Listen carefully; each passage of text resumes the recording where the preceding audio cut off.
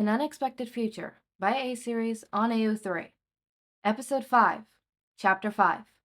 A strong first impression is the boy's best friend.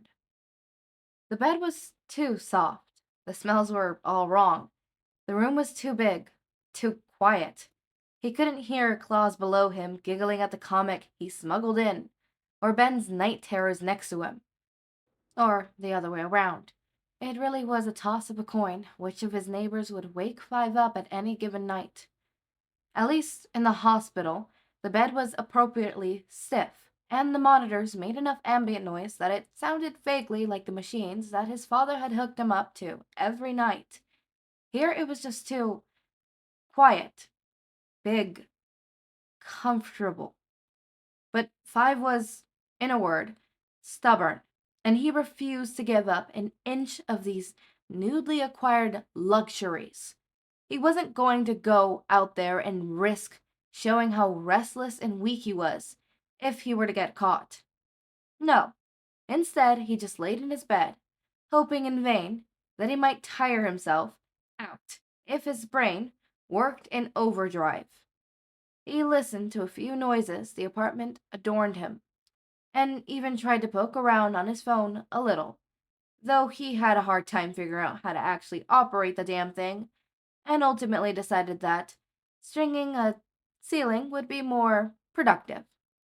Once the sun started to rise and he could hear movements from the other room, Five took it as his cue to start getting ready himself. He began with one of the polo and cargo pants from the day before, but they were hardly on his body for 30 seconds before he tore them off again. They felt unfundamentally wrong on his skin. Stretchy, soft fabrics that belonged to his civilians. The clothes made the man, Sir Rednauld liked to say, and Five wasn't a civilian. He wasn't weak, he wasn't a child, and he didn't need all the comforts that Yamada insisted he did. So, he shoved the neatly folded curaties into the drawer where Five were stored, not to touch them again. Yue's uniform was different from his uniform back at the academy, but Five appreciated the pressed sleeves in the blazer anyways. And while he didn't think that gray was his color, it felt more familiar. And Five was starting to realize that the alone was worth the weight in gold. Rather than risk running into Yamada in the hall, Five teleported directly into the guest bedroom to finish getting ready. While he was getting his hair in his usual coif, he heard Yamada moving from the mattress bedroom towards the kitchen. Five waited to see if Yamada would order a call to action, like Regnal and Mom would, but none came, possibly because he thought Five was still asleep. Not wanting Yamada to know Five was waiting for him, he teleported back into his room and stalled for a couple of minutes before exiting through the door. Five was immediately hit by the smell of fried eggs and bacon, even before he rounded the corner to the open kitchen and dining area. Yamada was at the stove, hair pulled into a bun like the day before, and wearing comfortable-looking but fashionable cleats.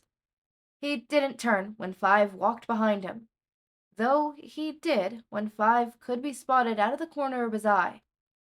"Hey, little listener, you're looking just like the nines already. You do know it's not a school day, right? It's a Sunday. Might as well get used to the fit, right?"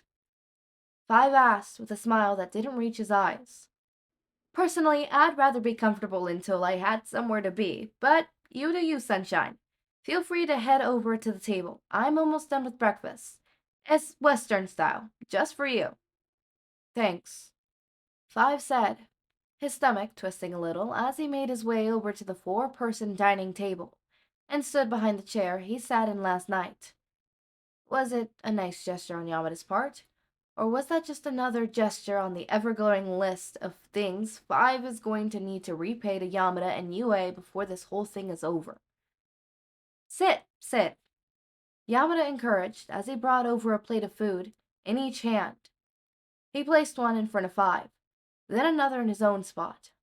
Never met a kid so parial with standing. Well, Five never met someone who liked such ridiculous hairstyles, but Five wasn't pointing it out. Five robotically sat down and prepared to eat in silence. At home, his father would play informative records while they ate. Not a second of their lives wasted. The night before, Yamada and Five had watched the news, with captions together while they ate takeout. Oyama occasionally talked over it, or made a comment explaining something the newscaster had said. It was surprisingly quite a fair. Today, the TV was turned off, which left Five on edge and unsure of what to expect. Sure enough, they barely started eating before Yamada began yappering again. How was everything? Did you sleep all right? It was fine. Five lied. You sure? You look like you've got some bags under your eyes. I said it was fine, didn't I? Five snapped. Yamada raised his hand in surrender, but a smile kept on his face. Fair enough. Though if there is some sort of issue, and you have trouble sleeping, feel free to let us know. We'll work something out for you. Five couldn't shake the feeling that the offer was sort of a test, as he just said. I'll keep it in mind. Good, Yamada said, with a resolute nod. In other news, you'll be happy to know you won yesterday. Your ID is going to be listed as Five Evergreens. Five did find himself smiling a little at that. Yeah, Yamada continued. I'm only going to call you by your cutesy name until you pick out a name for yourself. Five narrowed his eyes at the man, having already witnessed how easily Yamada managed to be absolutely intolerant. It wasn't a bluff that Five could call, and Yamada would definitely double down if he was challenged. Consider me warned. Yamada laughed a little too loudly. Geez, kid, you're talking like I threatened you. Didn't you? Yamada rolled his eyes. Now, for the next order of business, Shota's getting out of the hospital today. Think you'll be okay on your own for a few hours while I pick him up? Of course. Five said immediately. He welcomed it, in fact. Yamada nodded. Good. Just warn you, though, he's still going to be in pretty bad shape. He's just good enough that the doctors can be okay with him leaving. Even with our best healing quirks, it's still going to be a week or two before he goes back to looking like himself. Doesn't sound too bad. Five admitted as he ate. My brother spent 8 weeks with his jaw wired shut after he broke it on the stairs. Healer doctors are pretty convenient. Five faltered for a moment, but he caught himself before saying, Yes, well, I mostly mentioned it because it'll impact what we do around here. He's always prone to overworking himself, and I'd like your help to make sure he actually gets some rest this time around. Ah, so there was a test, but what can I do about something like that? Five asked.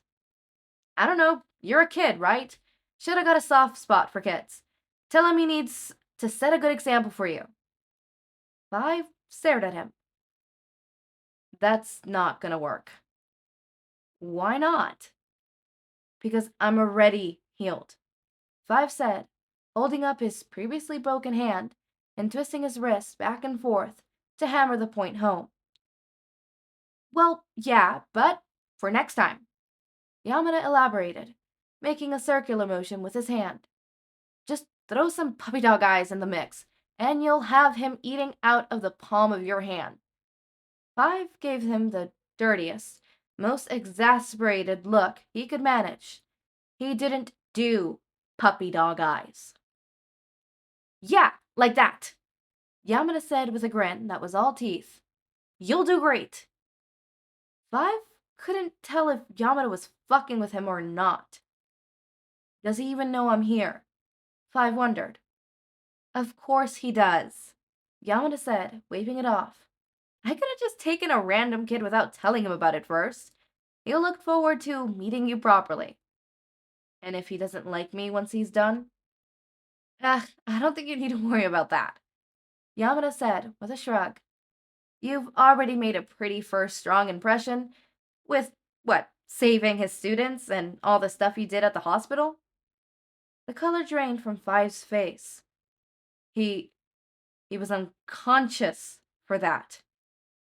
Only for some of it, Yamada corrected. He didn't know you were coming during the fight, remember?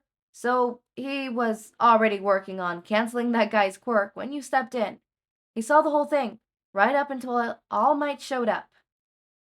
Okay, that wasn't the worst thing in the world, but what did he hear in the hospital? Yamada shudders again. Bits and pieces. Apparently he was drifting in and out of consciousness. A lot. Five forcefully took a deep breath in and let it out slowly. He was fucked. There was no telling what Eraser could or couldn't remember, which means he could remember anything that Five ever said within earshot of him, which included at least one emotional ramble, which no one was supposed to actually be there to witness. He was careless, stupid. He shouldn't have assumed the man's condition and caved to the childish desire to say unnecessary things out loud. Eraserhead wasn't Vanya, wasn't Diego. He was a stranger that had no business saying Five's dirty laundry like Five had practically waved in the air for someone to see. The poor man couldn't move, and Five just rambled on about whatever was in his head. It wasn't a constructive use of either of their time, and he was probably confused and upset about why some random kid that wasn't even in his class was talking to him like they actually knew each other, instead of Five just casually spying on him while his arms were broken in enough places they could probably be tied like the knot Luther liked to leave his cherry stems in after plopping them in his mouth. He couldn't get rid of what Eraserhead already heard, but he could make him doubt it.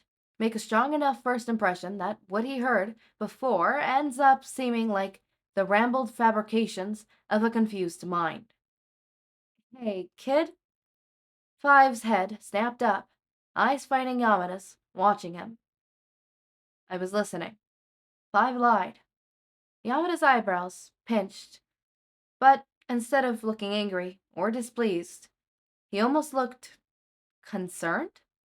When he spoke quietly. You don't have to worry about it, you know? Shoda didn't hear anything that would make him think less of you. Just be yourself. He already likes you. Yeah, right. Five knew better than to voice his skepticism, so he decided to distract Yamada instead. Sure. So, can you tell me about the class that I'm going to be sitting in on? Thankfully, Yamada took the bait.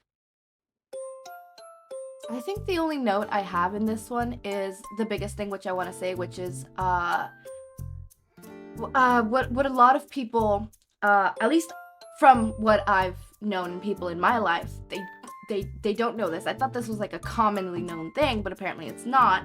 People can be conditioned to like, you know, horrible things. For example, he is like, okay, where's the waking up in the middle of the night because one of my siblings had a night terror? Where's the siblings not letting me sleep because all you could hear is them? Where's the small room? Where's the uncomfortable sheets? Like, where is it? This is too comfortable. This is unfamiliar. I don't like this.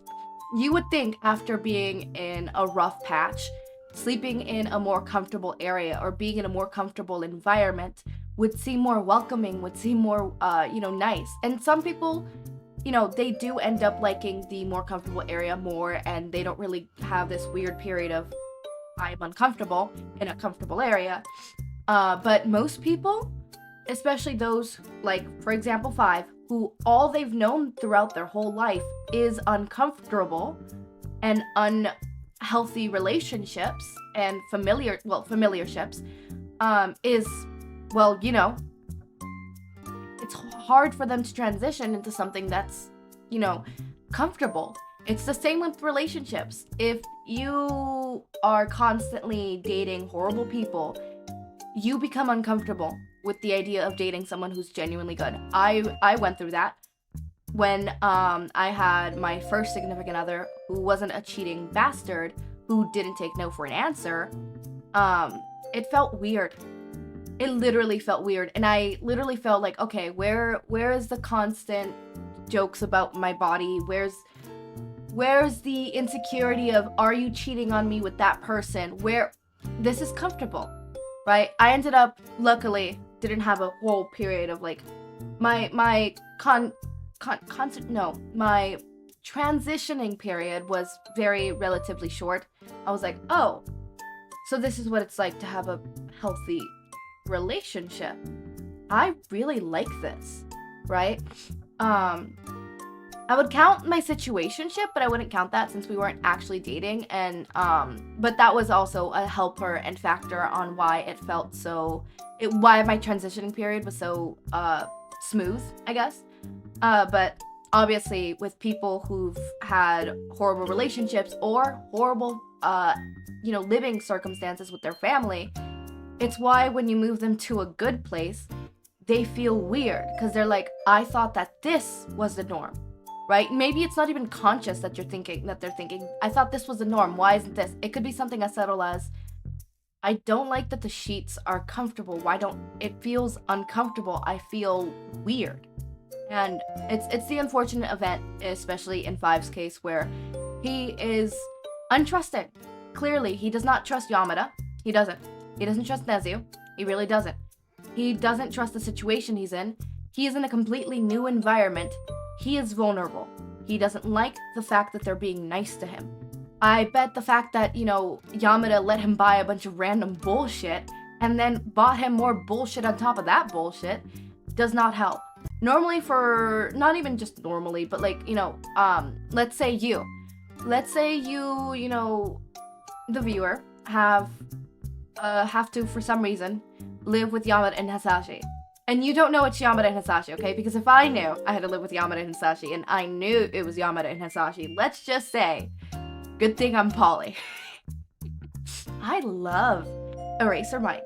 Like, I don't know if I want to be one of them, or if I want to be with both of them, right? I don't know if I want to be Yamada and be dating Hisashi, or if I want to be Hisashi and be dating Shota, or if I want to be myself and date them both at the same time. The third option seems more, nice to me, but whatever. Point taken is, let's say you are a minor and you, for some reason, can't live with your parents. Whether it is because they're, horrible parents, I don't know how your living situation is, or they die or something. Something comes up and you have to live with Hisashi and Shota. For you, maybe, in a very open wide spread, there might be some of you who wouldn't be comfortable with this. Going to the shopping trip and buying the stuff you need, you might feel a little more comfortable, with not even just asking what you want, but just simply getting stuff, right? For people like Five or, Izuku in most of the fanfictions I'd be reading, it is hard. Or for some of you viewers who probably can relate to Izuku and Five in a similar matter, but hopefully not the same. I really hope that you don't relate to Five's situation in the sense that you're in an alternate, you're in the future and you accidentally jumped a little too far and now you have to be housed with a bunch of people that you don't know like 100 years in the future. I really hope that doesn't happen to you. My condolences if it did. Or in Izuku's case, I really, really do hope that you were not born quirkless and ridiculed your whole life for it, because we're all quirkless and that is just a no-go. But, I guess the relatable aspect of Izuku is being bullied for something you can't control, or you were born with, you can't control. It's something that is not changeable, right? At least not in the immediate moment. And being bullied by that, and if we're going with bad inko, then, also having your own parent bully you by that. Or if we're going with dead inko, I don't know, your parent dies in a tragic accident where you either watched them die or you found out that they died. There's no in between. You either watched them die and you were there, or you didn't and you weren't there. I don't even think there is a in between, not even just in Izuku's case. Is there? Whatever. Point taken is, my point is, it is really hard for someone to adjust when they have been conditioned to accept an uncomfortable living situation. 5 is conditioned to be okay with a small, uncomfortable room. So when he has a big, comfortable room, it is a strained experience for him. And, you would think the normal behavior would be to appreciate it more because you know what it's like to not have a good thing. But the thing is, he's conditioned to know that that is good, that is regular, that is my alarm. Hold on. I don't know if the thingy picked up my alarm. If so, that would be hilarious. That is good. That is regular. That is the expected. That is the norm. That is my comfortable. To go to a now comfortable room, yeah, sure, this is comfortable, but for some reason, something in me is like eerie.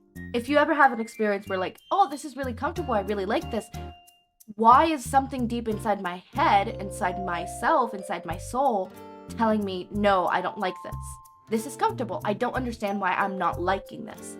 It could be your unconscious that has been trained, or not trained, but conditioned, same difference, to, not enjoy that comfortability, and it's a sad aspect. It's one of the ways that manipulators grab a hold of you, is to condition you to horrible situations and horrible conditions, so that when you're in a better condition, part of your brain is like, nope, back to the comfortable. Humans like to stay in our comfortable little bubble, our comfort square. And what manipulators do, I was about to say the other word, what manipulators do is they make your comfort square them and their horrible situation that they put you through, whether it be like with a parent, the horrible parenting styles that they're, having you to do, the horrible living conditions, and the little to no love that they show you. That is your comfort square now. You don't want to get out of that comfort square, even if outside is more comfortable. That is what you've been conditioned to believe is the norm and is comfortable. And it's why it makes it so much hard for victims to leave situations, like with a family member or with a significant other. Not only because love is such an obscure thing where it's like you can't just stop loving someone because they do something horrible. You can't. A part of you will always love them in the moment, even when you're super mad at them. There's going to be a part of you where it's like, oh, well, they used to be like this, right? You love who they pretended to be. Or like someone in the comments said, you love who they pretended to be, not who they were, right? So a part of you is hell-struck on their past and how they would treat you when they were good, but you hate how they treated you, actually, how they actually were, which, it's convoluted. Emotions are, complex, but it's sad to see here. And I think the writer did a wonderful job at portraying that. A-series, you did a wonderful job at portraying this, because yeah, it's not something that people can just bounce back from. It's uncomfortable, and it's the sad reality. It is the sad reality. Manipulators do this for a reason. They do it to make sure that you don't stay with a person who's actually treating you like a decent human being, because you're conditioned. And that's the sad part of reality. On a lighter note, this has been 10 minutes of me ranting. Wow. I could rant. I love psychology, if you guys have not noticed in my videos. Anyways, as always, my raindrops, make sure to eat, sleep, drink water, take your meds. Have a wonderful day or night. Link to my Discord server and socials are down in the description. Subscribe to see more of my content, and thank you so much for watching.